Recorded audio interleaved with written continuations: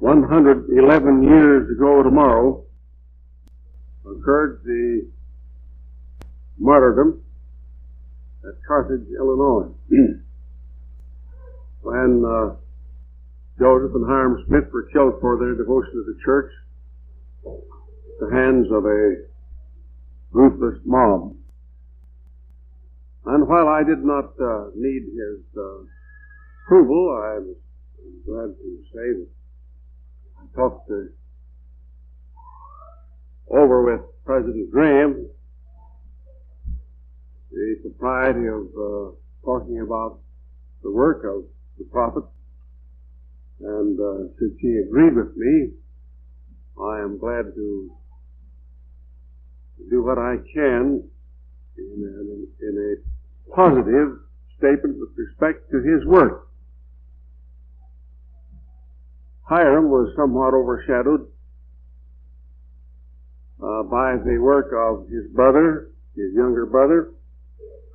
And so I will not talk especially about Hiram, but will confine my remarks to the work of the prophet. I've always been intrigued by a little statement in Genesis 26th chapter, where it told the story of Isaac after he had gone over in the old country of his ancestors and got himself a lovely wife, came back into Beersheba, and are the few lines that I have used quite often.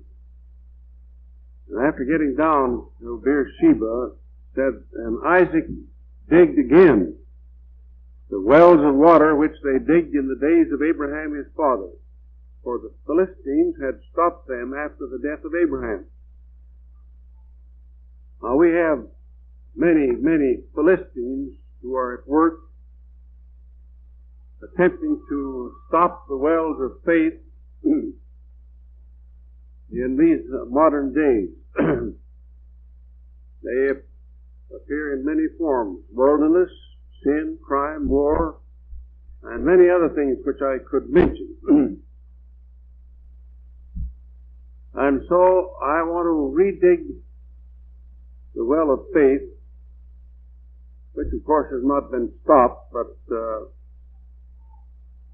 is interrupted at times with various people, in the human founder of the church, Joseph Smith. In doing so, I wish to read the first 10 or 11 verses of the 11th chapter of Matthew, a very interesting story of the Savior and John. And it came to pass, when Jesus had made an end of commanding his 12 disciples, he departed thence to teach and to preach in their cities. Now when John had heard in the prison the works of Christ, he sent 2 of his disciples and said unto him, Art thou he of whom it is written in the prophets, that he should come, or do we look for another? Jesus answered and said unto them, Go and tell John again of those things which ye do hear and see. And here they were, how the blind receive their sight, and the lame walk, and the lepers are cleansed, and the deaf hear, and the dead are raised up, and the poor have the gospel preached unto them. Now he knew when John would receive that report that he was doing these certain specific things, that John would know of a surety that he was the Messiah. Because, as you will recall, when Jesus began his ministry in the synagogue at Nazareth, he called for the book of the law. And turning to Isaiah, spelled differently in the New Testament than in the Old Testament, he read what Isaiah had said would be the work of the Messiah when he would come, and said 750 years before the Savior appeared. And then he continued, And blessed is John, and whosoever shall not be offended in me. And as they departed, Jesus began to say unto the multitudes concerning John, What went ye out into the wilderness to see? Was it a reed shaken with the wind? At that point, the King James Version stops, but the inspired version has this added to that verse. And they answered him, No. And he said, But what went ye out for to see? Was it a man clothed in soft raiment? Behold, they that wear soft raiment are in kings' houses. But what went ye out for to see? A prophet? Yea, I say unto you, and more than a prophet. For this is the one of whom it is written, Behold, I send my messenger before thy face, which shall prepare thy way before thee. Now, John, as a prophet of God, ushered in one of the principal dispensations, and that was the dispensation of the Messiah. And we believe that Joseph Smith ushered in another dispensation. And in that respect, they are equal to each other. But I would not attempt to compare them, because comparisons are, they say, invidious.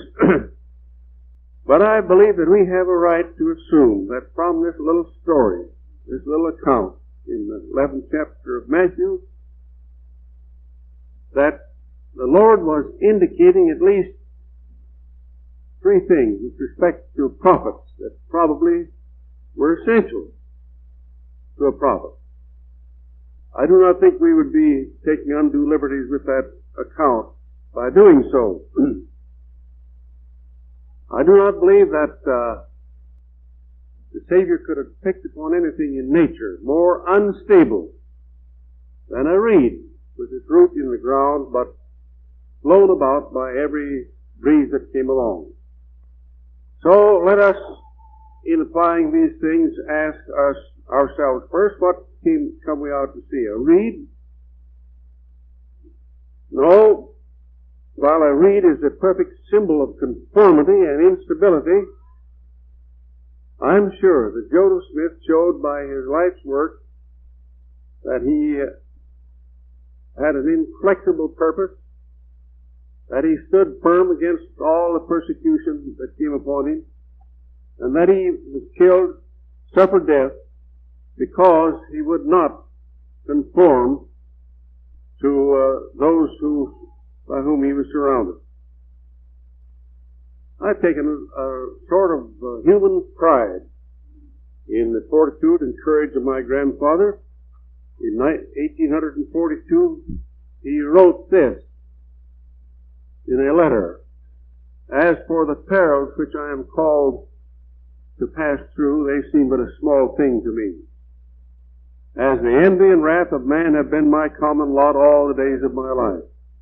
And for what cause it seems mysterious, unless I was ordained from before the foundation of the world. For some good end, or bad, as you may choose to call it. Judge ye for yourselves. God knoweth all these things, whether it be good or bad. But nevertheless, deep water is what I am wont to swim in. It all has become a second nature to me, and I feel like Paul to glory in tribulation.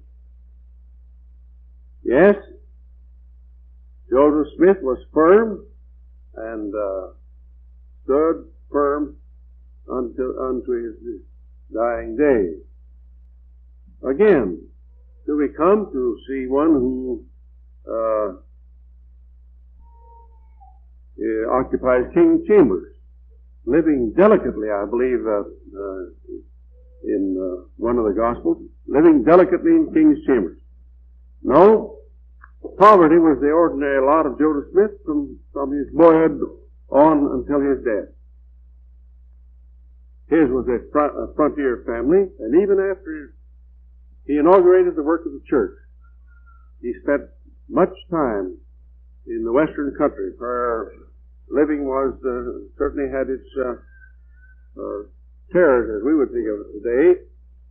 In 1841, he inventoried his property, and you'd be surprised to see what it was.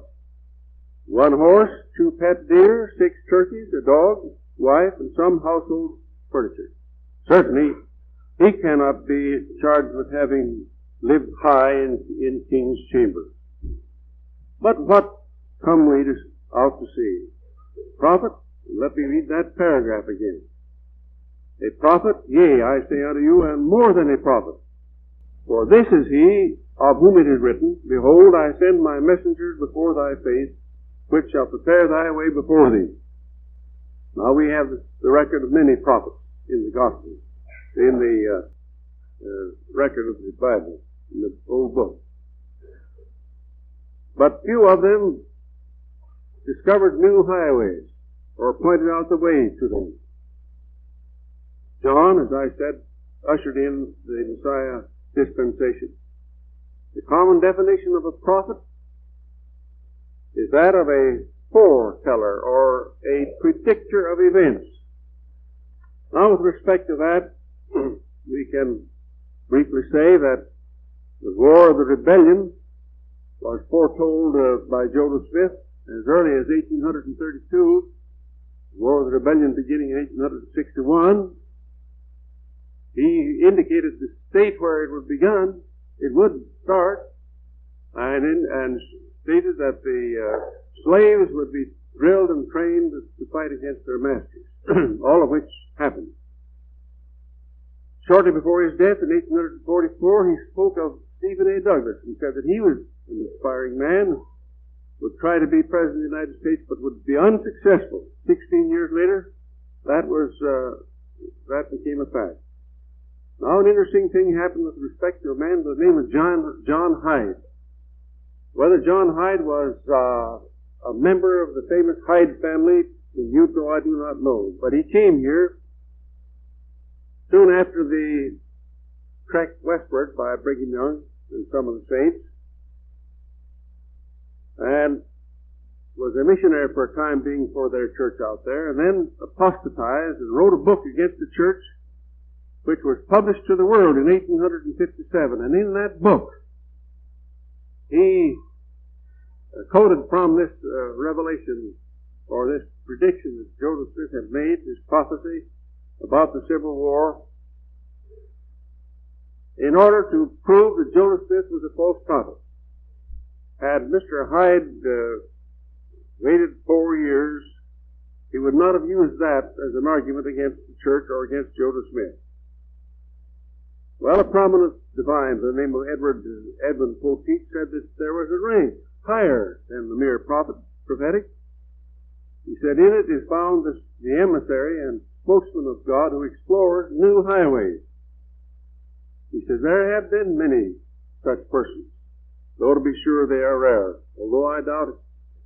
If Edwin Poteet would accept the story of Joseph Smith as we give it to the world. He says that though to be sure they are very rare, characteristic of them is their ability not only to see highways yet unmade, but also to nucleate the multitudes around the great vision.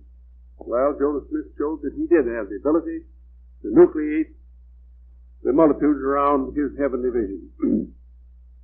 Joseph Smith pointed the way as the nature of God, origin of man, eternal judgment, and presented what is considered as good a definition of truth as has been made by anybody. He brought to the church the revelations containing the doctrines in the book of Doctrine and Covenants. And of course, his main achievement was the bringing forth of the Book of Mormon. But now I'm going to show that he pointed the way in two mighty divisions of science. Now, the universe was thought in 1830 when the Book of Mormon came forth and the church was organized, that scientific men of the day knew the extent of creation. They believed they knew all about the universe, just what it consisted of. We had telescopes in 1830, but they were growing gradually larger. And quoting from some recognized astronomers of recent years, we find this, that the Harvard University announced the discovery of 50,000 galaxies. Now, this is just a few years ago. Announced the discovery of 50,000 galaxies of stars never before observed. Each galaxy containing several billion stars. It is estimated that there are at least 2 million such island universes scattered through space. And Dr. Shapley of Harvard said that surveys of the immensities of space stretch more than 6 quadrillions of miles in all directions from the sun and its planets, and that light, which travels 186,000 miles per second, traverses this space in approximately 1 million years.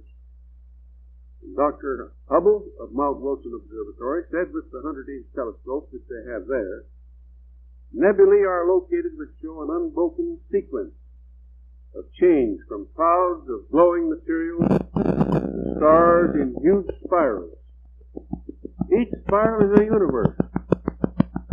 That there are 1,200 of these nebulae, all of these in a zone so far away that it has taken 7 million to 10 million light years for them to be seen by us. Now that was said after experience with the 100-inch telescope at Mount Wilson. Now with the 200-inch telescope at Mount Palomar, California, I understand that their discoveries are extended and that they can see just so far, and then with the dust of all these universes, accumulated dust, it looks like they have seen about as far as they're going to. Now, with this background, which I think is authentic with respect to this science, universe, let us consider Doctrine and Covenants, 22nd section. Now that, in the 22nd section, we find the story of Moses talking to the Lord face to face. And he had was shown something of the extent of creation. And Moses inquired, wanted to know the history of it. And the Lord limited him to this earth. And he said, world without wonders have I created. But only in account of this earth and the inhabitants thereof give I unto you, for behold, there are many worlds which have passed away by the word of my power. And there are many also which now stand, and numberless are they unto man. But all things are numbered unto me, for they are mine, and I know them. And here follows a remarkable statement. He didn't say it occurred in the past. It's something that is happening then, present tense. As one earth shall pass away, and the heavens thereof, even so shall another come. And there is no end to my works, for they are my work and my glory to bring to pass the immortality and eternal life of man. Here was a statement that at this time, in this present age of ours, new worlds are being formed out of primeval matter. As one earth shall pass away, so shall another come. Now, in the Kansas City Star for May 8th, 1939, we found an article from McDonald's Observatory headed, New Stars Still Are Being Created. A telescope reveals. And this telegram came from McDonald's Observatory, Fort Davis, Texas, saying the main architectural plan of creation, which reveals how stars were made, and that new ones still are being created out of primeval matter, has been discovered by the world's greatest telescope. The world's greatest telescope then, 100-inch telescope. Now we have the 200-inch telescope at Mount Palomar in California. So, we feel that Joseph Smith said something with respect to creation that even the scientists of his day probably would never have made, but they now make it because of the use and advantage of these great telescopes. A scientist 25 years ago made a statement with respect to the universe, which is very interesting because scientists of today, Professor of Harvard University, has written an article about the sun, indicating the process by which the sun throws off tremendous amounts of heat every second without any special loss. And while people used to think that the sun sometime would become a dead star, they think that this loss is so slight that maybe the sun might become a dead star in 200,000 years. Well, I'll let my grandson worry about that. This scientist said the universe is often looked upon as a machine, a great piece of construction which was made in order to go and goes accordingly. The universe has therefore some kind of power or motive force within it. Other scientists hold that the universe, though it is a machine and needs power to run it, is nevertheless a perpetual motion machine, whose power to go is inseparably bound up with it, so that it can never run down.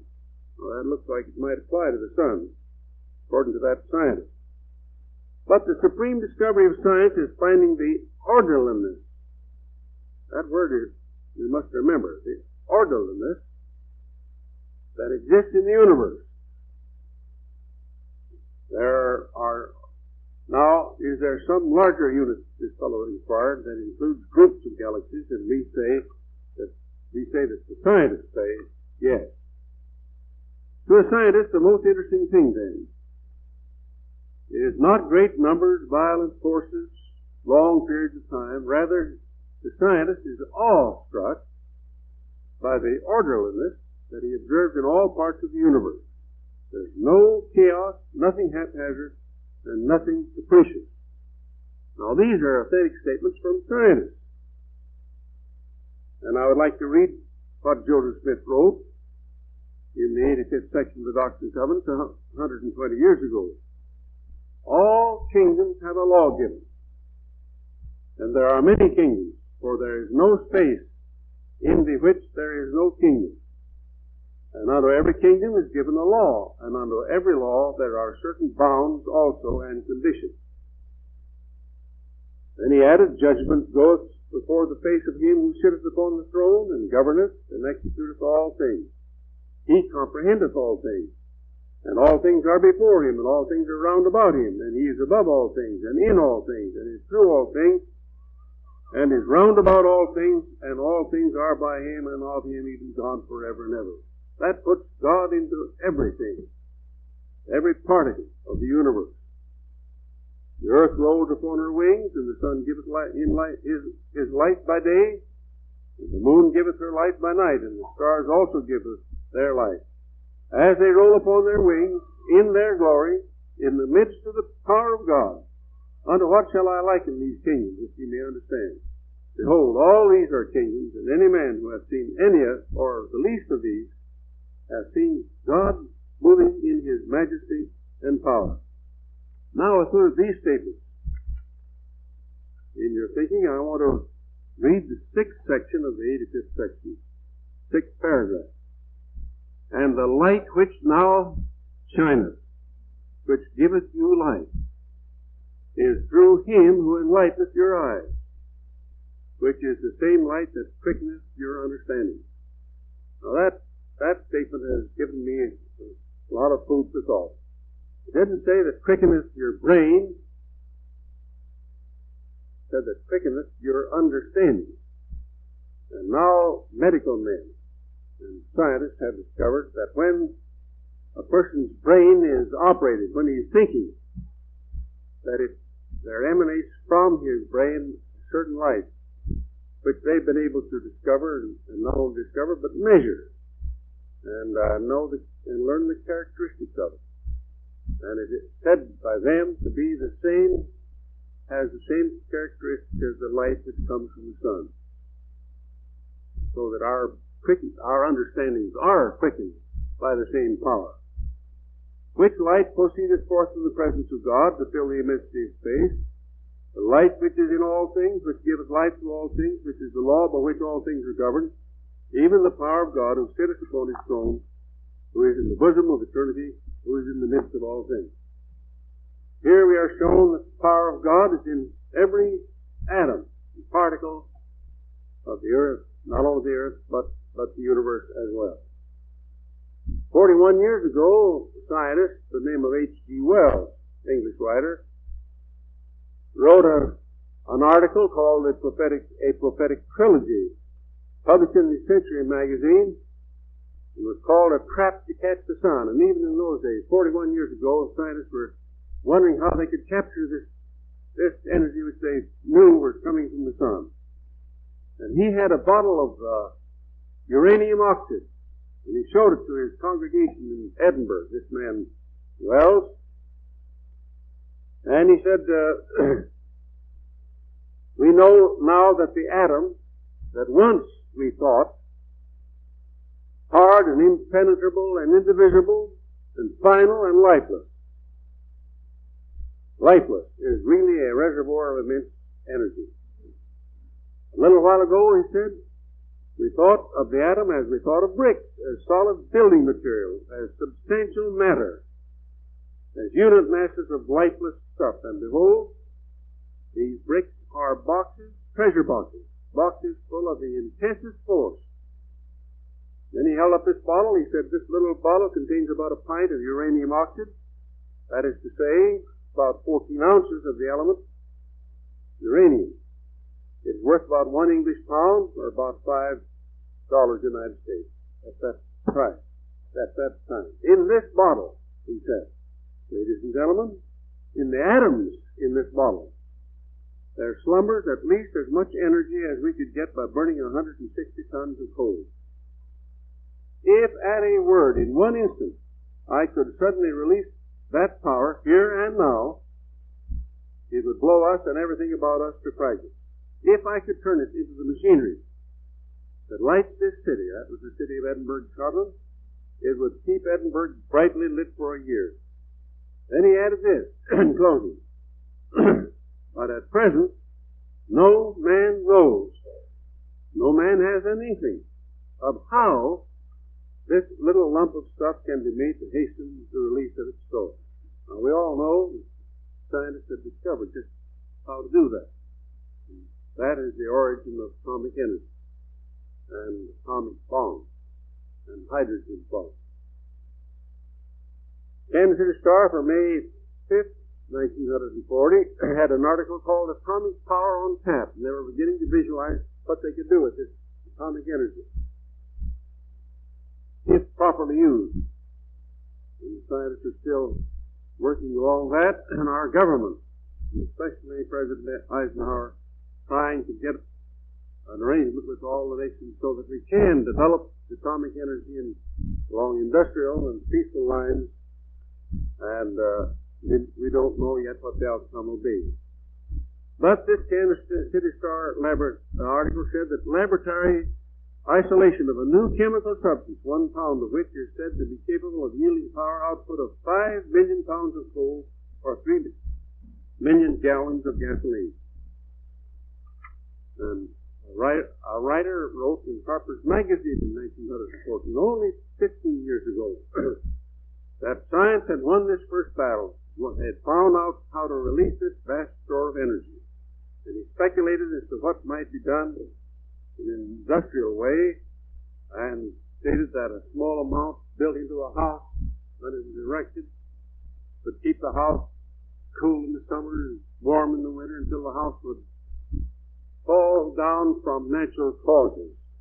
That a small amount could be built into an automobile by the application of moisture to that uranium from that automobile until it would wear out. All these things are pleasant to think about. But just a thought, and I'm trying to make this as brief as possible. We have some idea about smallness. We think of little things, but it's just absolutely impossible for us to really visualize or understand how small an atom is. A uranium atom's diameter is calculated to be 1/3 to 1/2 of a billionth of an inch. But the nucleus is confined to a space limited at 100,000 times smaller. Surely we can't comprehend that. The space between this center and the uranium circumference is filled with 92 electrons circling around in there. There's movement in there. In this atom, which is only a part of a billionth of an inch in size. Then speaking with respect to the power to be released from the atom, on June 6, 1917, that's during the First World War, a munitions ship blew up in a collision in Halifax Harbor, Nova Scotia. There were 1,500 persons were killed, 4,000 injured, 20,000 made homeless. 2.5 square miles of the city devastated. Now that munitions ship carried 3,000 tons of TNT, which was supposed to be the most explosive thing in the world during the First World War. And yet, that explosive force of that 3,000 tons of TNT is just 1/7 of the explosive power of the bomb dropped on Hiroshima and Nagasaki. That's the atomic bomb. Now we have the hydrogen bomb, and some improvements on that. Some years ago, one of the railroad companies started to revise or remodel one of their big engines to use atomic energy. And I think we will see it soon. And these trains will be brought about the country by atomic energy, just as we have known of it in the submarine, the Nautilus, run by the energy from the atom. Others are to be made. And we're on the threshold of much development along that line. Now I go back and read section 86. And the light which now shineth, which giveth you light, is through him who enlighteneth your eyes, which is the same light that quickeneth your understanding, which light proceedeth forth from the presence of God to fill the immensity of space. Dr. John Lord, some 60 or 70 years ago, talked about these early prophets. Some of us who did some work in philosophy will remember the very crude efforts made by some of those early so-called philosophers to account for the nature of the world and matter and so forth. When we dropped bombs on Japan, a prominent Kansas City minister, one of the secular churches, said why, he says, God is in every atom. He stated that it was God's power let loose on the heel. And at that time, President Truman thanked God and said, I wonder if God in his infinite wisdom has not seen fit to reveal to his civilization the secret of the atomic bomb. I believe God did do that. And I am sorry that we couldn't keep that within our own country,